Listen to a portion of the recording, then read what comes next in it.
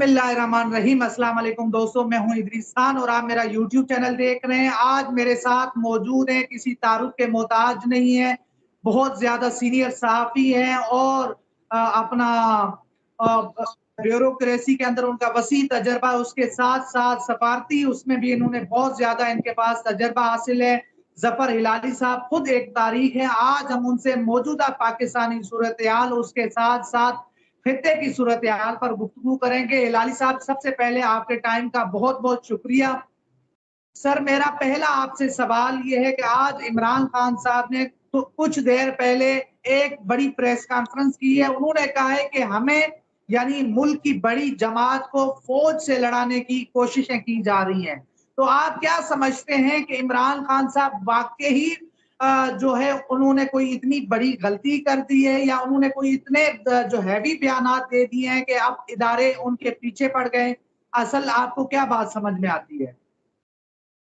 بھائی، بات اصل یہ ہے کہ جو ادارے ایک ساتھ ایک زمانے میں ان کے ساتھ چل رہے تھے، اب ان کے خلاف ہو گئے ہیں، تو کچھ نہ کچھ تو غلطی ہوئی ہوگی نا۔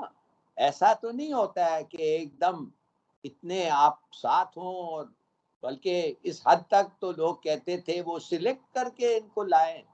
اب اتنا دوران آ گیا ہے اور ہر قسم کی شبہ اور شک ہے ایک ایک پہ، تو میرے خیال میں ریلیشن شپ جو ہے وہ بریک ڈاؤن ہو گیا تھا۔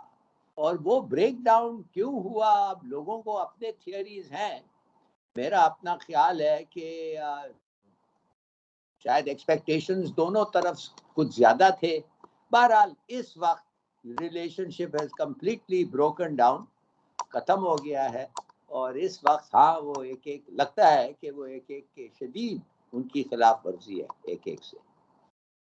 سر، یہاں پر یہ بھی بتائیں کہ دیکھیں، آپ نے اپنے پروگرام کے اندر بہت زیادہ بات کی ہے کہ نواز شریف کی جو گفتگو تھی، وزیر آباد کے اندر مریم نواز کی گفتگو تھی، کیا وہ گفتگو اتنی خطرناک تھی، یا پھر عمران خان یا شہباز گل نے بھی ایک بیان دیا وہ جو آپ اس کو نامناسب بھی کہہ سکتے ہیں کہ ان کو شاید اس طرح سے بیان نہیں دینا چاہیے تھا؟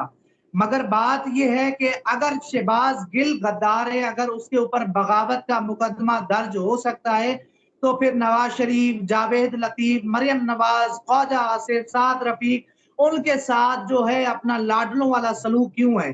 پھر یہ بھی تو لوگ سوال اٹھا رہے ہیں نا سر، آپ نے بھی کئی دفعہ یہ سوال اٹھایا ہے اپنے پروگرام کے اندر۔ بالکل، میں سمجھتا ہوں کہ شروع میں جس قسم کے اٹیک شریف فیملی نے فوج پہ کیا تھا، اور شریف کیا کہتے ہیں نون لیگ نے فوج پہ کیا تھا، وہ ناقابل برداشت تھا۔ عوام کو وہ ناقابل برداشت تھا۔ میں ہر وقت سمجھتا ہوں کہ اگر پاکستانی فوج نہیں ہوتی تو پاکستان نہیں ہوتا۔ میں خود حیران تھا کہ اس پہ بھی کوئی ایکشن نہیں لیا گیا، تو اور اس پہ اب ایکشن پتہ نہیں لیا جا رہا ہے یا پی ڈی ایم لے رہے خوش کرنے کے لیے، یا کس کا ہاتھ ہے اس میں۔ اگر ایکشن اس پہ لے رہا ہے اس پہ نہیں، تو دونوں اس وقت بھی لینا چاہیے تھا۔ مجھے ایکچولی یہ آپ اگر تھوڑا بتا دیں جلدی سے، یہ گل کہا کیا ہے ایکچولی، کیا کہا تھا جب سر، گل نے یہ بات کی تھی، انہوں نے ویسے نام تو نہیں لیے تھے جو اس ایف آئی آر کے اندر درج ہیں، کہ جی انہوں نے نچلے جو سطح کے افسر ہیں ان کو بغاوت پہ اکسانے کا کہا تھا۔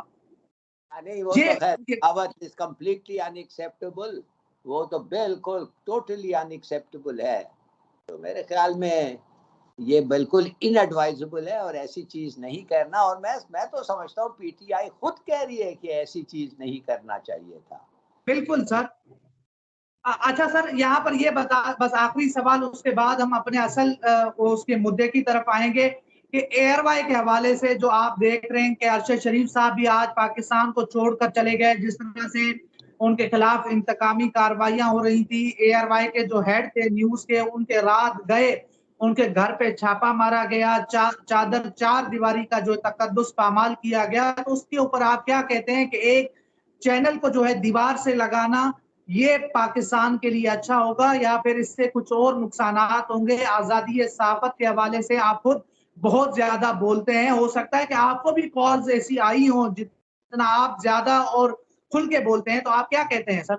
کہ اس دور میں آزادی صحافت کتنی مشکل ہے کہ کھل کے بولنا، بات کرنا، سوال اٹھانا؟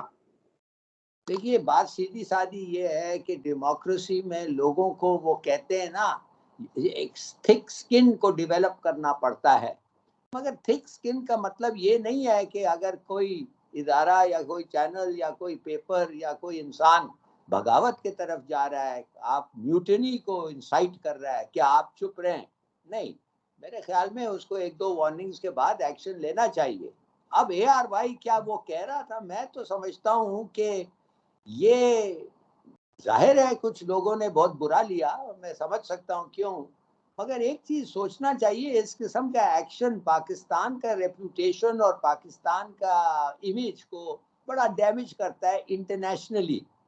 جیسے آپ کو پتہ ہے خاص طور جو آج کل یہ ڈیموکریٹک گروپ کنٹریز کا بنا ہوا ہے، اس میں آپ کو پتہ ہے کہ بائیڈن تو کہتا ہے کہ یہ مانے کہ یہ ڈیموکریسی پروموٹ کرنے کے لیے ہمارے میں اور یہ جو چین ہے یا روس ہے ان میں فرق ہی یہی ہے کہ ہم جمہوریت اور جو لائک مائنڈڈ کنٹریز، تو اگر آپ اپنے پریس کے خلاف پیچھے لگ جائیں جو بھی وجہ ہو، وہ امپریشن جو ہے وہ اچھا نہیں دیتا ہے اور آپ کو ان دا لانگ رن ڈیمیج ہوتا ہے۔ میں کہتا ہوں امیج کو بہت بڑا ڈیمیج ہوتا ہے کراس۔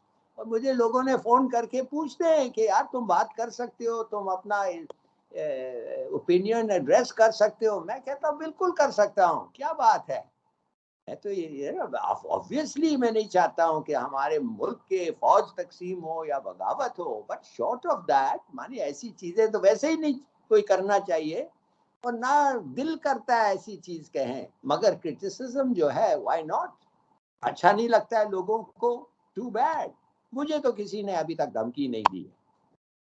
سر آپ کو کوئی کالز نہیں آئی اس طرح کی کہ آپ اس طرح کھل کے بات نہ کریں، اس طرح کی کوئی چیزیں؟ ہاں 1-2 دوستوں نے کہا ہے کہ کچھ لوگ شاید خوش نہیں ہیں، اچھا مگر وہ یار دوست تھے یا کوئی اور تھے سر؟